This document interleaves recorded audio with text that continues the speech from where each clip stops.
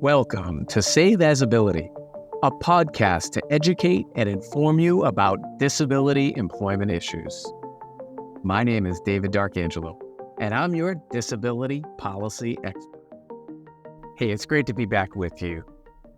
This is our second episode. First episode, we talked a little bit about some of the data, some of the definitions about people with disabilities and what we're trying to do. Today, we're building off of that, and I just really want to talk first a little bit about people with disabilities and discrimination. So in terms of employment, when they put the Americans with Disabilities Act together, there's a reason why the first title, ADA has 5 titles, by the way, the first title is employment. And there's a reason why Congress put that first. It's because employment is so important. And why did they put it first?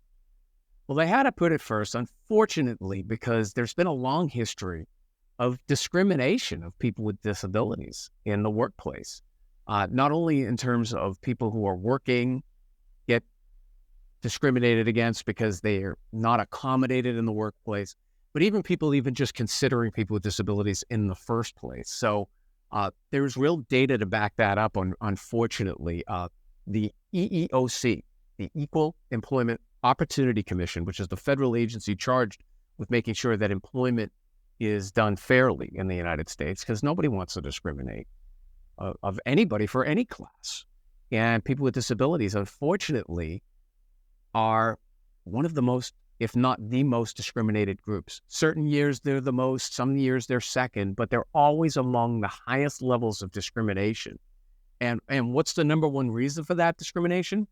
Well, it's failure to accommodate.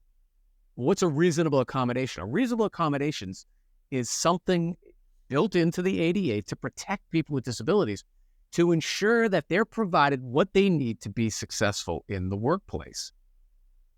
There's a particular thing I want to talk about. There was a field study done by the National Bureau of Economic Research on employer hiring behavior. And researchers from Rutgers University, what they did was they sent applications out, okay? And they put together these generic applications and changed some of the things, but kept them all uniform. But in a third of them, they disclosed and identified that the person was a person with a disability, and they mentioned Asperger's in particular. Then in another third of the application, they mentioned spinal cord injury. And then in a third of the applications, there was no mention of disability, okay? So in 2 out of the 3, they mentioned disability, and the other third, they didn't. They did this to it was like 7,000 employers or 6,000 employers that they did this to, okay? So there was a big sample. And don't you know that people with disabilities mentioned in their application had 26% fewer expressions of employer interest? So the discrimination is real in the hiring. It's real in the workplace with the EEOC data. We know that. And again, in order to address that, in the ADA, they made attempts to try and ameliorate discrimination. And that's really what the ADA, the Americans with Disabilities Act, is trying to do. Is it's a civil rights law that is trying to protect the rights of people with disabilities, and Title I, particularly in employment. So that leads me to something that I'd ask you to consider. And it's that dis in disability. That dis, I don't know if you know, but if you look it up, is Latin for lack of. Dis, that prefix, the disability. Well, I assert that you can't have a disability without first having ability. I choose to focus on the positive things. I'm not as interested in what you can't do. I'm more interested in what you can do and what value you can bring to your employer, to the workforce, and really to society in general, right? So I believe that everybody has ability. And if you're a person with a disability, maybe you need a little bit of an accommodation, you need a little assistance in one area to be able to be in a level playing field. So again, that's the thing I would ask everybody to consider here, is that you can't have a disability without first having ability. We all have ability. So let's focus on ability. If you do a thought experiment for a second, right, and you look at somebody like Shohei Ohtani or LeBron James or, some athlete that is at the highest, Tom Brady at the highest of their profession. Look at a singer like Lady Gaga or Katy Perry or Adele or somebody like that. Again, the height of their profession. And then think of somebody like Stephen Hawking, right? Stephen Hawking, absolutely brilliant when it comes to quantum mechanics. Nobody would question that. Lady Gaga, absolutely brilliant at singing. Shohei Ohtani, absolutely brilliant at baseball. Yet we only view one of those persons as a person with a disability. Well, why is that? We wouldn't say Shohei Ohtani has some intellectual disability because he can't do quantum mechanics like Stephen Hawking can.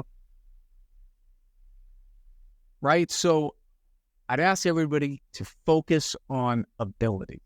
We are all in various states of ability.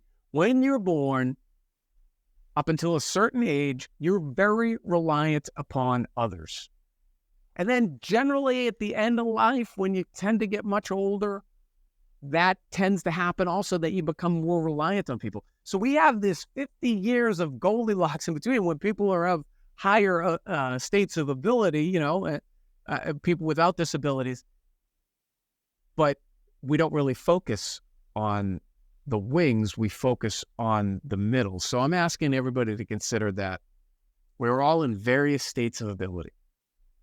People with disabilities have real ability.